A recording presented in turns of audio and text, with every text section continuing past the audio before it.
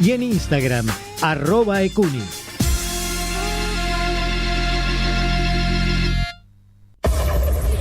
AM530 Somos Radio. Buscamos la verdad siempre, siempre. Muy buenos días a todos y a todas. Hoy vamos a tener una versión reducida de Caballero de Día. Vamos a estar hasta las 10 de la mañana, hasta que llegue el flaco Toñetti. Tuvimos un inconveniente técnico, está vinculado a los cortes de luz. Parte de la campaña que estamos haciendo es para cambiar el generador que tenemos por otro que sea un generador de nueva generación, para la redundancia. Bueno, estamos por eso con se produjo esta inestabilidad, pero bueno, al fin y al cabo estamos en el aire, que es lo que cuenta. Quería empezar con unas palabras editoriales, ya que se trastocó todo el programa de hoy. Quería empezar con unas palabras editoriales que tienen que ver con lo ocurrido ayer, nuevo miércoles de represión en el Congreso, donde ocurrieron dos cosas. Por un lado, ustedes saben o estarán al corriente de que se intentó forzar una sesión, no hubo quórum, para tratar un aumento a jubilados y también una ayuda, una emergencia para la provincia de Buenos Aires, fundamentalmente para la zona de Zárate, San Antonio de Areco, que está realmente anegada todavía después del último temporal, y que necesita urgente atención. No se llegó al quórum. Eso ocurrió porque La Libertad Avanza y el PRO, que fueron enfrentados en las elecciones de Capital, en el recinto se ponen de acuerdo. Digo, el modelo, el rumbo de país que quieren Macri y Milei es el mismo. Entre ellos pelean para ver quién toma el timón del asunto, de la situación, pero en el fondo el modelo es el mismo. Dicho esto, la verdad también es que la única oposición que va quedando en la Argentina, que es la oposición patriota, la oposición de Unión por la Patria, también tuvo algunas defecciones. Y eso ocurrió y no se pudo tratar el asunto previsional, no se pudo atender la urgencia del temporal, pero los que sí atendieron a jubilados y jubiladas que se manifestaban fuera del Palacio fue la policía de Patricia Bullrich, la fuerza de seguridad de Patricia Bullrich. Más de una vez dijimos la cantidad de dinero que la ministra y el gobierno de Milei destinan a reprimir la protesta, con un objetivo que es generar miedo en la sociedad y mostrar que la calle la recuperaron para la ultraderecha, ¿sí? La ultraderecha en el Estado actúa de este modo. Ayer hubo más de 80, escuchen bien, 80 heridos en una protesta que está motivada en haberes de 350.000, 320.000, 380.000 pesos. De gente que aportó en buena medida durante su vida laboral, digamos, para llegar a la jubilación. Y además hubo 4 detenidos. Entre los agredidos, entre los heridos, hay muchos periodistas, muchos reporteros, fotoreporteros, hasta el cronista de La Nación recibió ayer de parte de la Policía Federal sus golpes. Creo que esto tiene que ver, creo que hay un uso proselitista, escuchen bien, un uso proselitista de la represión. Lo que a nosotros nos indigna, lo que nosotros reprobamos, es por el otro lado aceptado y euforiza a ciertos sectores que hoy constituyen un núcleo que ha tomado por asalto el Estado argentino en elecciones legítimas, lo cual sigue siendo una paradoja difícil de resolver hasta que la oposición argentina logre restablecer algún parámetro de normalidad a lo que ocurre.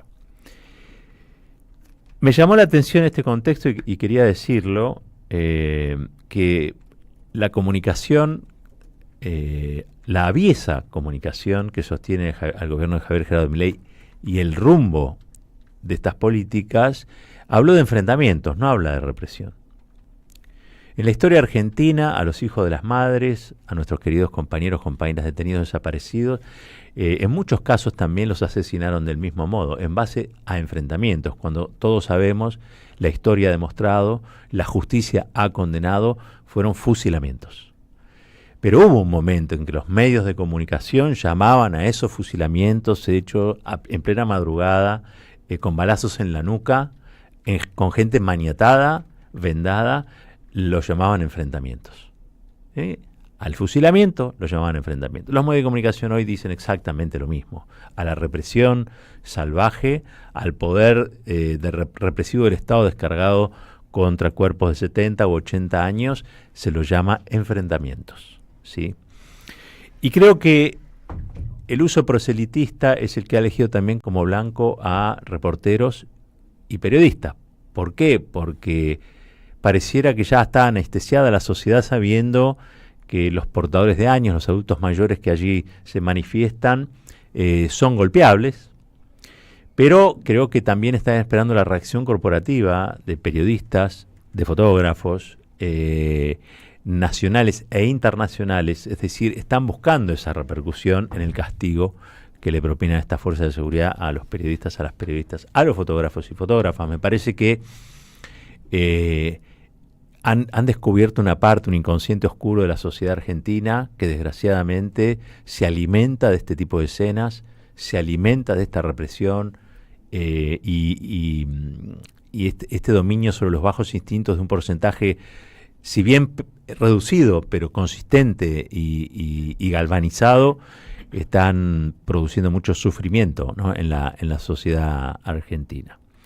Lo quería decir porque me resisto a que esto se naturalice, lo quería decir con más tiempo, me hubiera gustado estar las 2 horas al aire en el programa, estamos lo que podemos, ustedes saben, pero bueno, estas son las cosas, estas son las condiciones. Y yo veo algún tipo de relación también en que este tipo de discursividades, como la que yo estoy teniendo en este momento, les cuesta mucho estar al aire, y al aire están otros y otras que precisamente llaman a la represión enfrentamiento. Sabemos que van a echar al 40% la dotación de cultura, de la Secretaría de Cultura, también están todo el área de museos, la están allí desguazando. Entiendo que va a haber muchísimos despidos, de los tantos, de los habituales, de los recurrentes.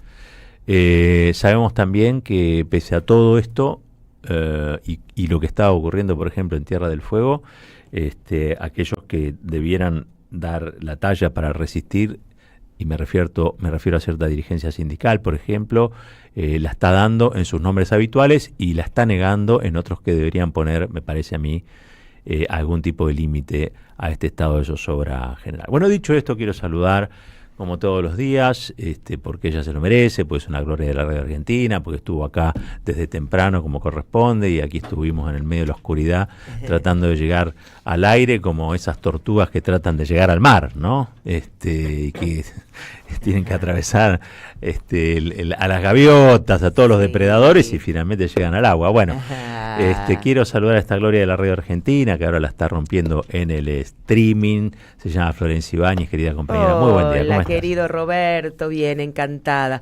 Feliz porque pese a todo, cuando se cortó la luz, me encantó las charlas acá. Son un capítulo aparte, todo así sin luz, conversar con los compañeros y las compañeras, mucho afecto. Me encantó la experiencia. Siempre digo que después queda como una anécdota, ¿no? Nos queda pensando, ¿te acordás el día que se cortó la luz? Y la verdad que fue muy, muy tierno. Las cosas que se hablaban, sí, mejor no reproducirlas. Hermoso, porque en oscuridad, como en el campo, cuando a la noche se apagaba todo, que no había luz, charlábamos y era un poco la casa del gran hermano, ¿no? Muy lindo, me gustó a mí esta experiencia, pese a que, bueno, no es lo ideal, ¿eh? Dicho esto, como dice Roberto, hoy tenemos, como siempre, en este rato que nos queda, vamos a entregar alegría a los oyentes a través de la LEF, todos los libros en un solo lugar, acaba de salir, como dice Roberto, casi tiene olor a horno, El país que quieren los dueños, de Alejandro Berkovich. Bien, está sí. salidito, ahí lo acabamos, está calentito, así que así llegará a la casa de alguno de ustedes, que todavía nos pueden escribir hasta las 10 de la mañana al 11 32 000 530, 11 32 000 530. Y miren que mañana salen los 50.000 pesos de Nutrión Vita, gentileza de Rubén y Sonia. Mañana, viernes, 50.000 pesos para algún oyente en vouchers, pero para eso hay que escribirles a Rubén y Sonia al 11 31 10 30 33. 11 31 10 30 33. Sí. 7 grados en Buenos Aires. Sí, realmente, dígalo porque es para expresarlo frío. así. Y se viene un fin de semana. Qué fresquete. Fresquete, este fin de semana con fresquete, mínimas 10, máximas 16, solo el sábado un poco de lluvias, el resto sol. Bien, bueno, le quiero preguntar a la doctora Natalia Salvo, que está aquí con nosotros, sí, también estuvo en las brumas de este corte. Sí. ¿Qué va a pasar?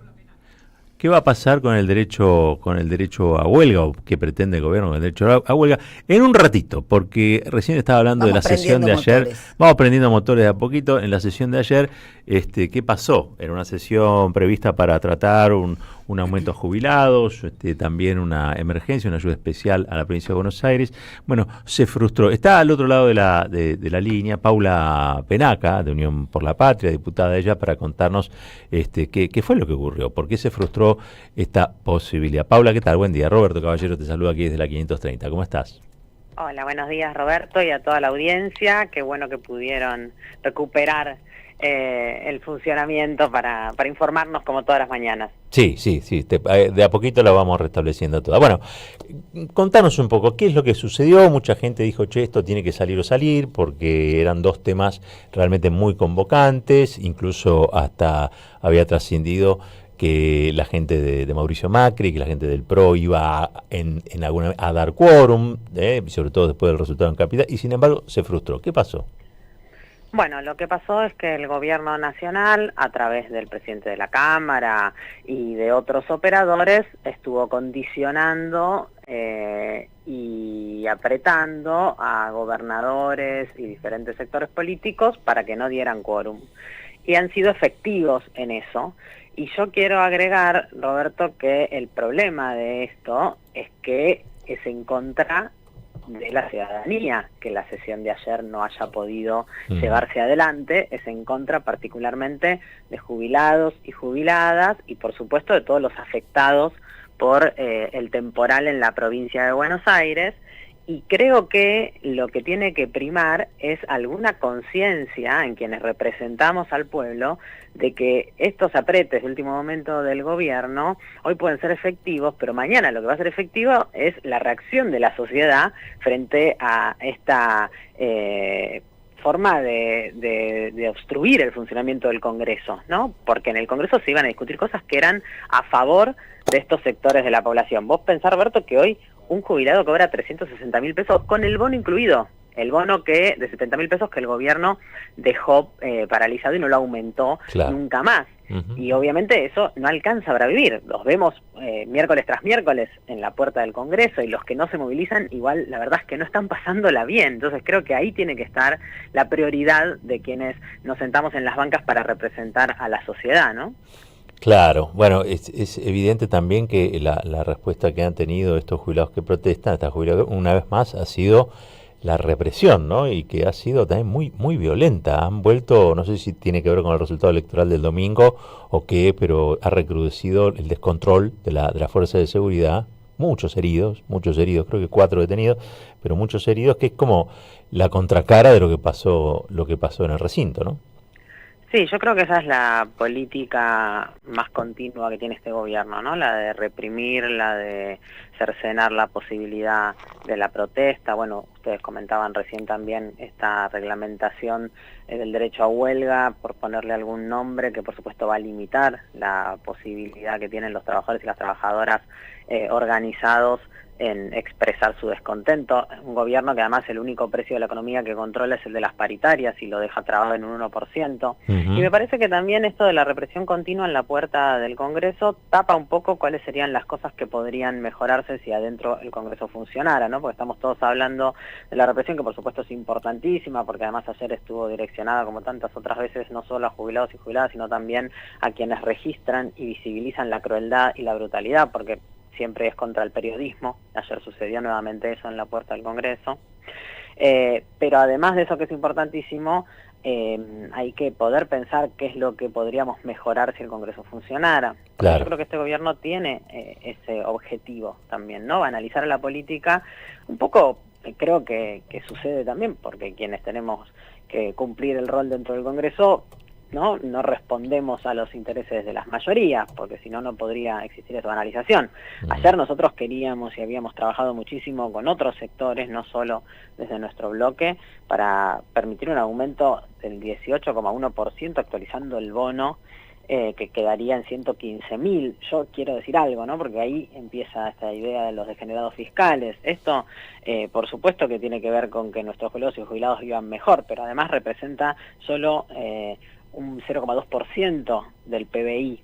Vos pensá, Roberto, que cuando, por ejemplo, se votó el 82% móvil, ¿no? En el año 2010, eso representaba el 2,5% del PBI, y muchos de los que ahora dicen que somos degenerados fiscales son los que son cómplices del gobierno, ¿no? El macrismo, algunos sectores de la UCR, para que se caiga la sesión, y en aquel momento sostenían ese 82% móvil. Entonces, acá hay algo de racionalidad y algo de humanidad, ¿no? Los jubilados no pueden cobrar 360.000 pesos y además les quitan el programa alimentario, les quitan el programa de medicamentos gratuitos, eliminaron hasta la devolución del IVA que representaba en el bolsillo de los jubilados, que todos los meses les volvieran 20.000 pesos. Estamos hablando de una suma mínima, ¿no? Sí. Y después hay moratoria y blanqueo, porque para los sectores del poder económico sí hay plata en la Argentina. Entonces estamos al mismo tiempo anunciando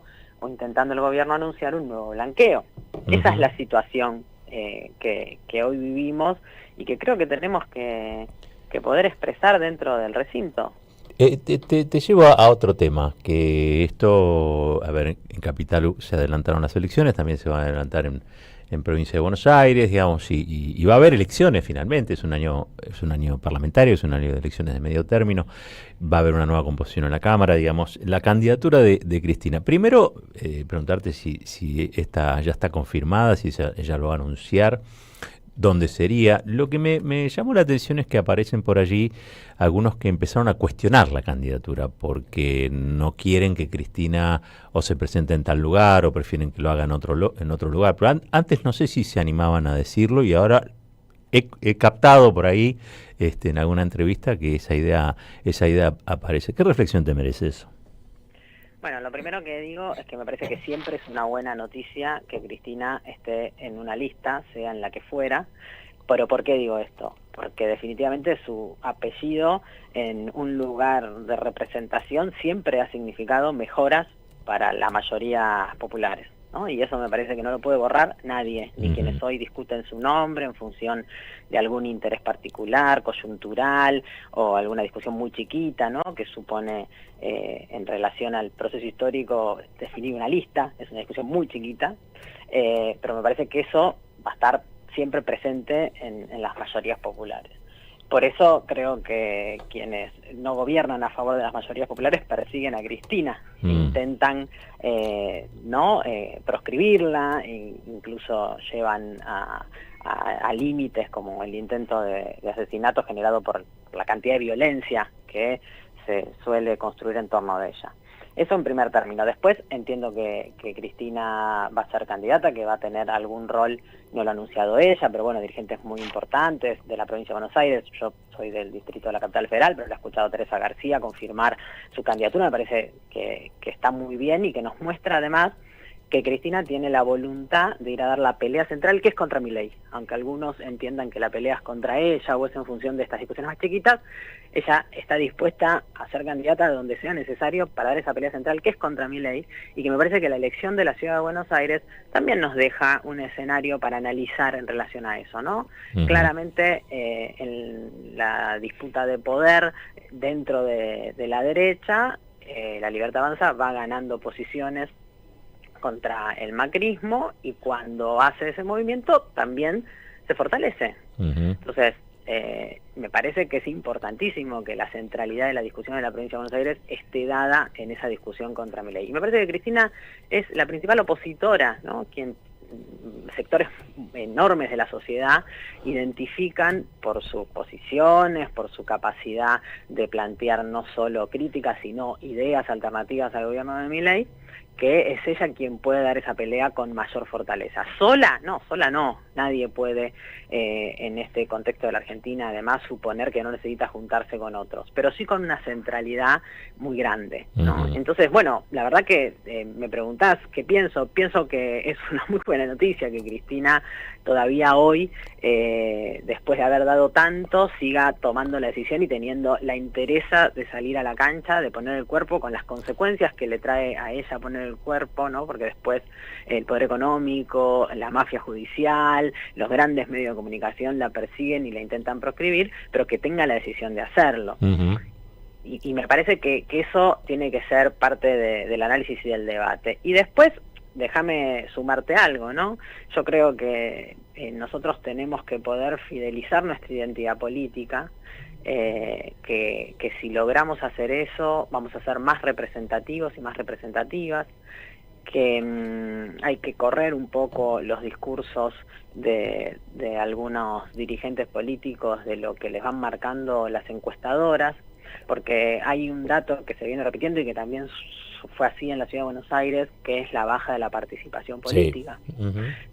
Una de las cosas que claramente sucedieron con Néstor y con Cristina es recuperar la participación política, y no solo de la juventud, ¿no? Me parece que ese es el camino para poder tener mejores gobiernos también, ¿no? Que haya más participación.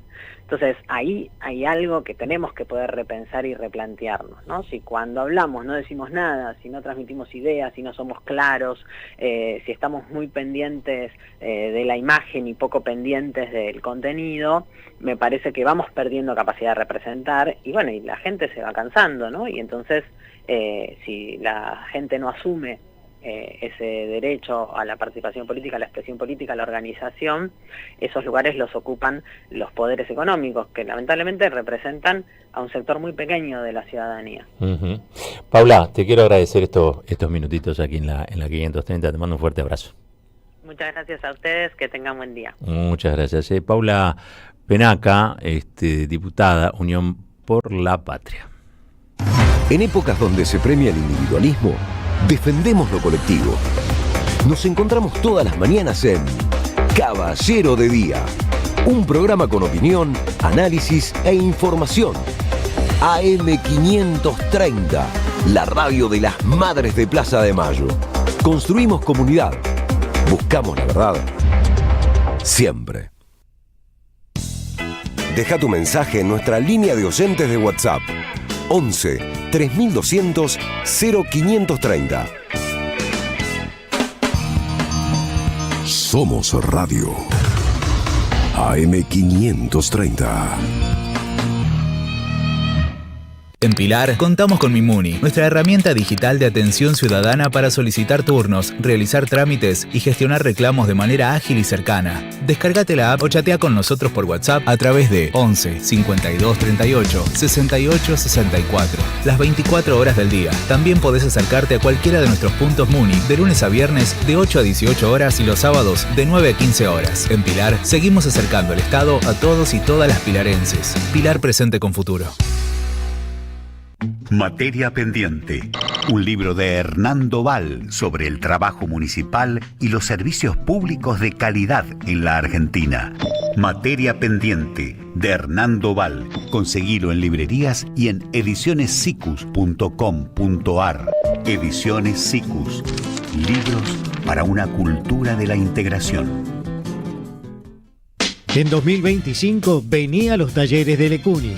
Música, actuación, coro, tangos, cuentos, teatro, percusión y mucho más para compartir en familia. Acordate, en 2025 los talleres de Lecuni te están esperando. Informes e inscripción, informes.ecuni@gmail.com y seguinos en Facebook, Espacio Cultural Nuestros Hijos, y en Instagram, @ecuni.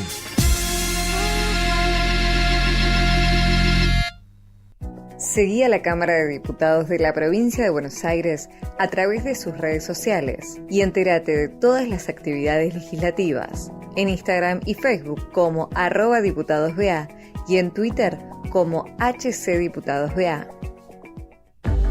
Estamos ordenando la ciudad, estamos renovando las escuelas, estamos mejorando el tránsito, estamos recuperando nuestros espacios, estamos mejorando la calidad de vida de los platenses. Estamos, Municipalidad de La Plata.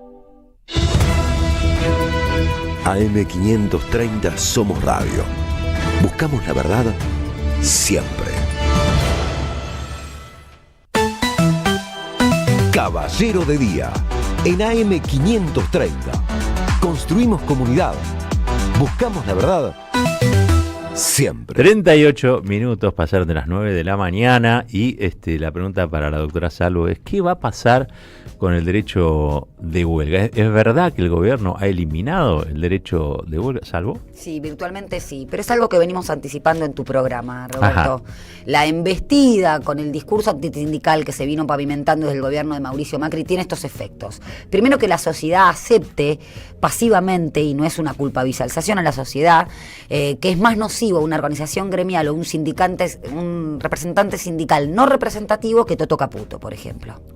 Eso es un triunfo cultural en ese aspecto. Pero ¿qué pasó con el derecho de huelga? Que hay que decirle a la audiencia que es un derecho con raigambre constitucional, está en el artículo 14 bis, no es un artículo peronista, se estableció en la reforma 1957, pero no solamente está consagrado allí, sino en tratados internacionales, es un desprendimiento de la libertad sindical, que es un derecho humano fundamental, y hace muy poquito la Convención Interamericana de Derechos Humanos en el año 2021 sacó una opinión consultiva, que es la número 27, porque es la única intérprete de un tratado muy importante, Roberto, que es la Convención Americana de Derechos Humanos. Y allí dice, a ver a los estados suscriptores de esta convención, no solo tienen que respetar el derecho de huelga, lo tienen que garantizar, que es una acción positiva. Esto es derecho vigente para la República Argentina y es lo que después entraña responsabilidad internacional porque nuestro Estado no la cumple. A través de este decreto que sacó ayer Javier Milei, y ojo que a través de resoluciones judiciales como a las que se espera en la Corte. Vamos específicamente a qué fue lo que sucedió. Ayer se sacó un decreto de necesidad de urgencia, que de necesidad de urgencia no tiene nada porque el Congreso está funcionando, pero bueno, a lo Menem, que gobernó por decretazo y que también estableció con 77 decretos la flexibilización laboral más allá de las leyes, el gobierno de Javier Milei está haciendo lo mismo. Y sacó un decreto para desregular la actividad de la marina mercante, que uno puede decir en principio que tiene que ver, pero bueno, eso ya estaba introducido en el decreto de necesidad de urgencia 7023, que está a la espera de la resolución de la Corte, pero que está suspendido en materia laboral. Bueno, vuelve a la carga con este decreto y dice, desregula esta actividad y en un anexo te impone los servicios esenciales. ¿Qué es un servicio esencial? Ningún derecho es absoluto, Roberto. Entonces, el derecho de huelga tampoco. Hay ciertos servicios que la OIT dice, a ver, muchachos y muchachas, ustedes hacen una medida de fuerza, pero como mínimo la consecuencia jurídica es que se preste un servicio mínimo. ¿Cuáles son esos servicios esenciales? Están en una ley del gobierno de Néstor Kirchner, la 25877 de marzo del 2004. Son servicios sanitarios, claro, producción y distribución de luz, gas y agua y control de tráfico aéreo. ¿Hay alguna manera de incorporar servicios esenciales? Sí, según la OIT, cuando la extensión territorial de la medida o en el tiempo puede llegar a traer un perjuicio en la salud, en la seguridad o en la vida de toda parte de la población. Yo me acuerdo del locao patronal del 2008. Díganme, 4 meses. Díganme si eso no aplica a este criterio. Sí, claro. Pero bueno, en los servicios esenciales es una forma de los gobiernos neoliberales de limitar y vaciar de contenido el derecho de huelga. Ya lo quiso hacer el gobierno de Mario Vidal con la educación, recordarán. Ahora, la educación no es un servicio esencial. ¿Qué es lo que dice este decreto? Que sí. Ajá. Y que impone como mínimo una prestación del 75% de los servicios. E inventa una categoría, no es que la inventa, esto la OIT ya lo menciona, pero no está en la legislación argentina, que son los servicios públicos de importancia trascendental, a los que les impone un 50% de prestación de servicios mínimos. Entonces tenés servicios esenciales, servicios de importancia trascendental, de manera que la huelga es un bello sueño, porque todo es servicio esencial, desde a servicios financieros hasta imponen un lenguaje ambiguo en algo así como actividades que puedan impactar en el proceso productivo. Todo. Recordemos que la noción conceptual misma de un derecho humano fundamental es que es de concepción amplia. Ante la duda, es el ejercicio de ese derecho. Y otra cosa, Roberto, esto viene a consolidar una precarización de ejercicio de derechos laborales que ya viene con la economía. Si vos tenés una economía donde te pisan las paritarias, donde tenés caída del consumo constante, donde el disciplinamiento de los laburantes a nivel individual y colectivo viene de la mano de morirse de hambre, con un salario de hambre y con una gran crisis de representatividad, entonces lo que está haciendo es consolidar lo que ya sucede. Con esto no voy al discurso de que existan o no existan los derechos, da igual, todo lo contrario, es un momento para medir el aceite a la fuerza de las organizaciones colectivas, a ver qué vamos a hacer con esto. Tengo entendido, y eso es lo que se transita entre pasillos, que va a haber y aparte lo dijo el comunicado de la CGT, al ser reconocida ya la legitimidad de la CGT en el planteamiento que hizo por el decreto 70/23, ya están preparando los abogados el planteamiento de constitucionalidad de este decreto. Ya se había suspendido, ¿no? Esa parte está suspendida y está a la espera de nuestra Corte. Por eso me parece que es un gran mensaje a la sociedad. Los derechos se defienden cuando son conculcados. Estamos volviendo a un mundo preindustrial en este sentido también, Roberto. La verdad que lo que está sucediendo es lo mismo que pasaba con los mártires de Chicago, con la Semana Trágica, con la Patagonia Rebelde, con la diferencia que ahí no existía nominalmente el derecho, pero el mundo desigual, sin distribución de la riqueza, con las únicas herramientas. ¿Cuál es la herramienta que le da en una sociedad democrática para discutir las pujas distributivas? El locao patronal y el derecho de huelga. El locao patronal nadie lo cuestiona, el derecho de huelga sí. Claro. Y la verdad hay que decir también, ¿no?, que cuando se dan ciertos niveles de distribución que se alcanzaron, sobre todo en esos años felices en la Argentina, la conflictividad baja. Salvo los últimos años, que era un reclamo muy puntual, me acuerdo, de ganancias, ¿no? Siempre, pero la conflictividad en general baja. Y suma en el gobierno de Perón una infinidad cantidad de huelgas. Exactamente. Entonces, y otra de las cosas que me parece que es para decir y clarificar y decirla sin miedo. ¿La huelga perjudica? Por supuesto que perjudica, al mismo modo que el locao patronal. Digamos que es las únicas vías de hecho que habilita el derecho. ¿Para qué? Para que no sea peor la resolución. Y aparte pone de manifiesto esta ficción de mi derecho termina donde empieza el tuyo. Eso es mentira. ¿No? Entonces, es la manera más democrática para canalizar un conflicto entre el capital y el trabajo. Muchas gracias, Salvo. A ustedes. En épocas donde se premia el individualismo, defendemos lo colectivo. Nos encontramos todas las mañanas en Caballero de Día, un programa con opinión, análisis e información. AM530, la radio de las Madres de Plaza de Mayo. Construimos comunidad. Buscamos la verdad. Siempre. Cebado está Sturzenegger, ¿no? Ustedes saben, con sus impulsos de reguladores, vamos a decirlo así, pero que no es otra cosa que el desguace de organismos públicos y el consecuente despido de sus trabajadores o de sus trabajadoras. Para hablar sobre esto, la tenemos ya en línea a María José Castells, Majo Castel para nosotros. ¿Qué haces, Majo? Buen día, ¿cómo estás? ¿Cómo va? Hola, Roberto. Hola, Nati. Bien, hola, Majo. Bien, acá andando, que es lo que vale. Che, ¿cómo es este tema? ¿A dónde apunta esta desregulación? Contame. Mira, yo venía pensando estos días y a mí lo primero que se me retrotrae es a los 90. Los 90 estuvo caracterizado, digamos, el gobierno de Menem, de Carlos Saúl Menem, estuvo caracterizado por una serie de reformas estructurales, muchas de ellas las que recomendaban en aquel momento el Consenso de Washington, y ni más ni menos que el Fondo Monetario Internacional, y que hoy por hoy están en la misma línea, que consistían en tres patas, ¿no? Por un lado, desregular los mercados, cualquier tipo de mercado había que desregularlo, porque bajo esta lógica de que el mercado todo lo puede, todo eficiente lo es. En segundo lugar, la apertura comercial, y en tercero, las privatizaciones. Bueno, Sturzenegger está haciendo esto mismo hoy. Le faltan las privatizaciones, le tiene ganas, pero todavía no empezó el proceso privatizador de manera concreta, aunque no está coqueteando con todo lo que pudo, lo intentó. Y veamos un poquito, porque las consecuencias ya se empiezan a ver. Están desregulando los mercados que tenían un proyecto orientado a cuidar, proteger la producción, el empleo.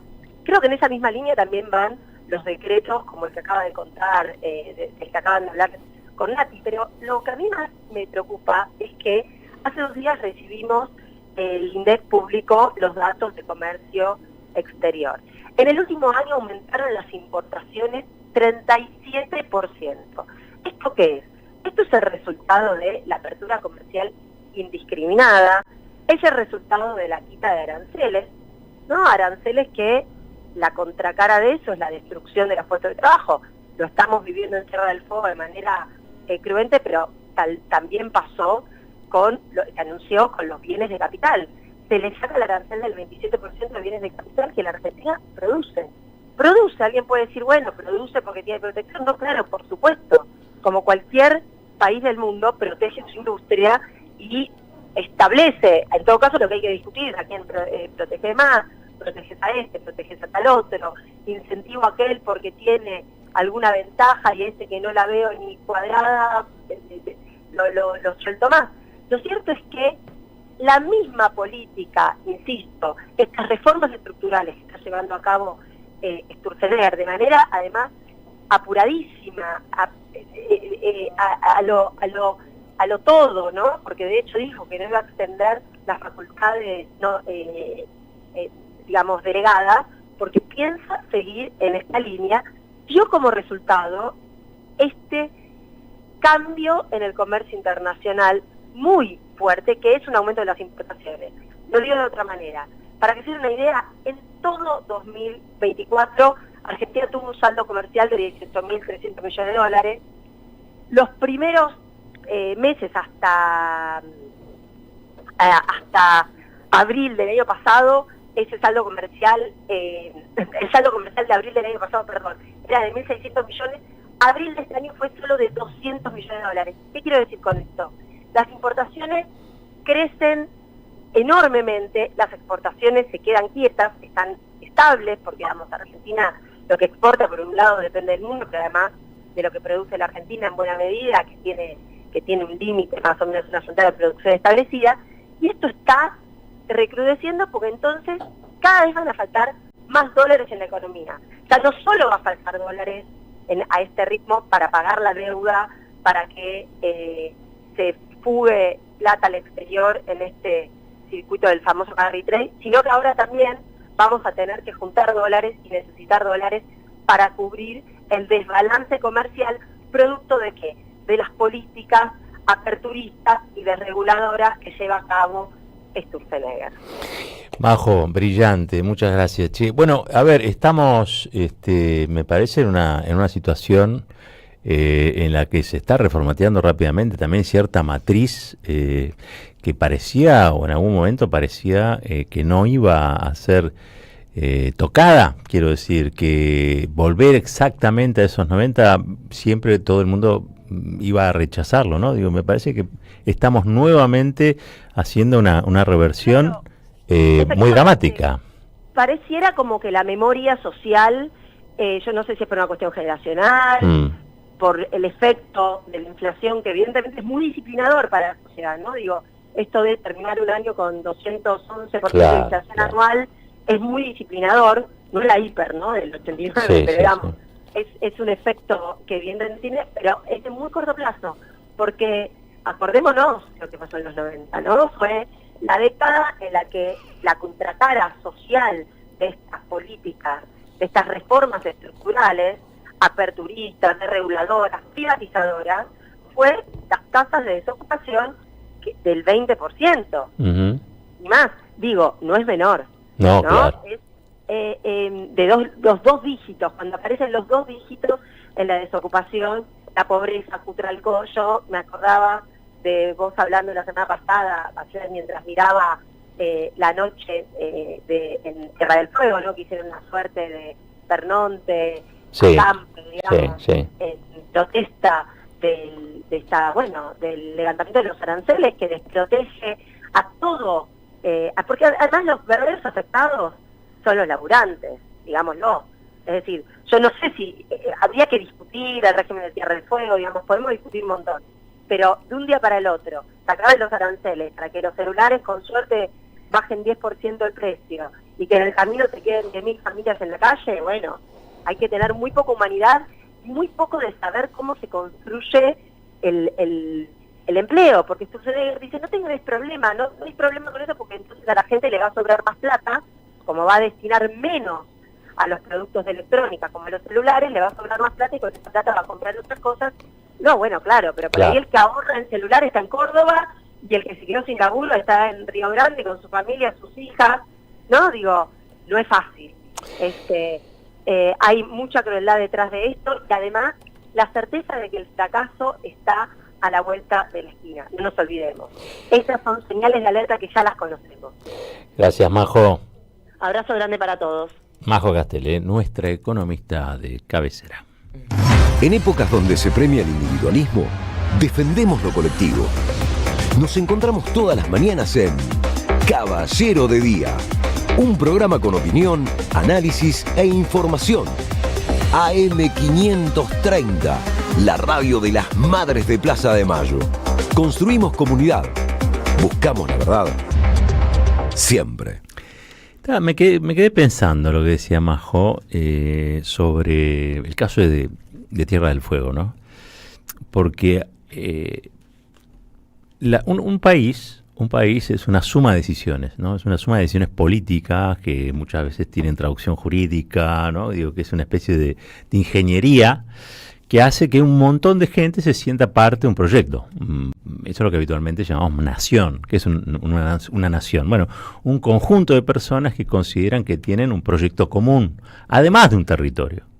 Vos podés vivir en un mismo territorio, pero no tener proyecto con otro, entonces eso no es una nación. La nación no la define la geografía, sino esencialmente los propósitos comunes que tengan los habitantes de determinado lugar, ¿no?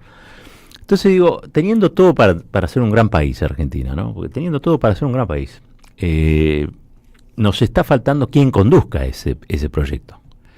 Y no me refiero a personas, me refiero esencialmente a grupos que se carguen al hombro la construcción de un proyecto de nación lo más grande que se pueda, ¿no? Lo más grande que se pueda, porque el proyecto de nación que tiene Milei en la cabeza, o los dueños de Milei, es un proyecto de nación chiquitita, donde sobra un montón de gente. O sea, tenemos demasiado territorio para la gente que va a quedar incluida en alguno de los beneficios, y el resto va a ser gente perjudicada. Entonces, gente perjudicada por esas políticas no van a integrarse al proyecto de nación, quedan por fuera de ese proyecto de nación. Entonces, la nación grande, ¿no? Ustedes recordarán la marcha peronista, dice en un momento la Argentina que San Martín soñó, ¿no? Digo, San Martín soñó una Argentina inserta en una patria grande, latinoamericana, hizo cosas locas para lograrlo, porque no venía en un sobrecito, ¿viste? Tipo Simonki, abrir el sobrecito, revolvés, no existía eso. Hubo que pelear, hubo que luchar, hubo que pasar o atravesar nada más y nada menos que una cordillera de 4.500 metros de altura con un ejército y con todo lo que implica. Entonces, el proyecto de nación grande, que yo creo es el destino de la Argentina porque tiene todo para hacerlo, ha estado en la base constitutiva de la Argentina. Y sin embargo, hoy por hoy tenemos esto que es cualquier cosa, que no es cualquier cosa, es el proyecto de nación chiquita que tienen las clases dominantes. En la Argentina no hay una burguesía, y menos una burguesía nacional. Es un grupo que tiene atados ciertos negocios y que somete al resto a la rentabilidad de sus negocios. Por eso el maltrato. Ustedes vieron que van a un lugar y no son ni consumidores, no son nada. Jamás te tienen 20 minutos hasta que acertás que te atienda alguien en persona. Digamos. El capitalismo argentino es uno de los capitalismos más jodidos y usureros que tiene el mundo. Ya de por sí es un sistema que ustedes conocen y saben, que ha dado o ha generado muchas resistencias y muchas ideas de emancipación a su interior. El de Argentina es más jodido que todos, porque no le sirve a casi nadie, pero sí a un puñado grande de gente, un puñado grande de gente que su proyecto de nación tiene un carisma más expulsivo que inclusivo, ¿no? Una vez más vamos a decir lo que siempre se dice, los brasileños tienen una burguesía nacional, la burguesía paulista, y nosotros no, nosotros tenemos realmente grupos que tienen comportamientos de forajido, grupos económicos que tienen comportamientos de forajido para el resto de la... Y aquello que está por fuera de esos beneficiarios, que son excluyentes, le está costando mucho juntarse con otros, ¿no? Han seguido y son procíclicos en el proceso de fragmentación, partidización, atomización, y hoy hay casi, te diría, en sectores populares más coincidencias con el plan de destrucción de Milei que con la propia dirigencia que debería representarlos para tener un futuro mejor, un mejor bienestar, digamos, ¿no? en su calidad de vida. Qué complejo esto. ¿Y por qué iba lo de Tierra del Fuego? Miren, es una obviedad. Es una obviedad que Tierra del Fuego, el sistema de promoción, además de ser un gran negocio para dos turros terribles como Nicky Caputo y el otro, el de Newsom, que ya me voy a acordar, no, Chernahovsky creo que dos turrazos de esos que tienen y en la Argentina proliferan. También es cierto que es la posibilidad de construir una provincia, allí donde no hay nada, allí donde comienza la Antártida Argentina, allí donde hay que asentar gente para reclamar Malvinas, porque si no podés defender Tierra del Fuego, ¿cómo vas a defender Malvinas? ¿No? Digo, me parece que estas cosas debieran ocupar más espacio en el debate o en la conversación pública de lo que ocupan, y creo que es una lástima que esto por impotencia, yo lo escuchaba el otro día a Grabois, ¿no? Que a veces tiene algunas salidas que son interesantes y otras tienen unas salidas a los Grabois también, ¿no? ¿Qué quiere que les diga? Donde pareciera que siempre ante la impotencia atacamos al que está al lado. Ante la impotencia nos valemos del estigma. Ante la impotencia decimos barbaridades, ¿no? En relación a, por ejemplo, la categoría de love y esas cosas. Digo, hay cosas que se dicen que yo digo, che, pará. Así no. Me parece que es momento de bajar un poco los decibeles, y no todo es comunicar. A veces hay que pensar. No todo es comunicar. Bueno, nos vamos yendo nosotros, hemos llegado al final del programa. Vamos a decir el ganador del libro, ganador o ganadora del libro, Libra. Sí, ¿no? Cómo no. Libra sí, es una estafa. Libra nos da vuelta todavía por la cabeza también. Tenemos la cabeza un bombo peronista. Vamos. Bueno, ganó Silvia, que es de la ciudad de Azul, pero que se Silvia quede tranquila. Azul, es la ciudad cervantina, tiene la mayor cantidad, viste, de Quijotes ahí en Azul. Claro. Así que vamos a enviarle que se quede tranquila, que en cualquier momento le lleva El país que quieren los dueños de Alejandro Berkovich. Gracias, Aleph, como siempre. Y quiero contar que en la operación técnica está Silvio Soler, en la coordinación el comandante Gary Castro, en la producción Castro Ezequiel León y Juan Pablo Fierro, en el streaming Leandro Deza, en la producción audiovisual Mauro Rusagasti, en las redes Manuel Sansaverino, Alan Martínez y Vicente Castro. Gracias, Flor. Gracias, doctora Salvo. Nos vemos, nos despedimos. Quédense ustedes, que ya arranca el flaco Daniel Tonietti. Ha vuelto la luz a la radio, así que quédense con Siempre Soy, toda la programación que sigue. Nosotros nos reencontramos mañana. Tenemos, si todo sale bien y tenemos luz, a la mañana temprano vamos a estar con Cintia Otaviano, va a estar Santiago Giorgetta, van a venir a visitarnos un sindicalista, sindicalista Ortega, vamos a estar hablando con él, muchos temas para charlar, y vamos a estar hablando con un historiador para que nos defina una cuestión. La Revolución de Mayo, ¿fue un acto administrativo, como dicen algunos, o fue una revolución armada donde hubo tiros y que eso no se cuenta? Porque a algunos parece que la Argentina siempre fue moderada. No, la Argentina supo ser, y la Argentina hoy ya no está sabiendo ser, pero vamos a recordar en la historia a ver si en algún lado aparece, ¿no? Esa garra, ese coraje que tuvieron nuestros mayores. Nos despedimos, hasta mañana, chao, que no se corte. La alegría, la justicia y la igualdad, sinceramente, echa a volar